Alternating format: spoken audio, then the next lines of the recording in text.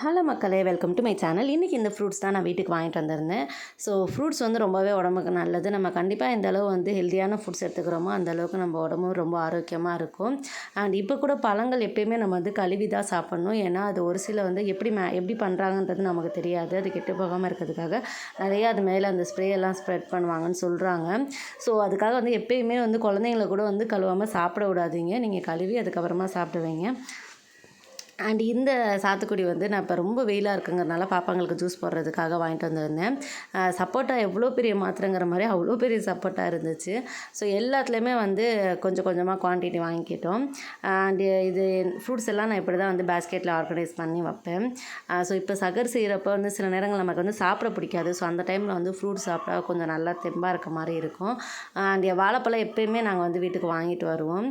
And அவ்வளோதான் friends, இதெல்லாம் தான் நான் வீட்டுக்கு வாங்கிட்டு வந்து இப்படி தான் நான் ஆர்கனைஸ் பண்ணி வச்சுருந்தேன். அண்ட் ஸோ இது எல்லாமே சேர்த்து பார்த்தீங்கன்னா ரூ. 400 வந்துருந்துச்சு. இது எல்லா காஸ்ட்டுமே மொத்தமாக சேர்த்து. அவ்வளோதான் ஃப்ரெண்ட்ஸ். வீடியோ பிடிச்சிருந்தா நம்ம சேனலை மறக்காமல் சப்ஸ்கிரைப் பண்ணிக்கோங்க.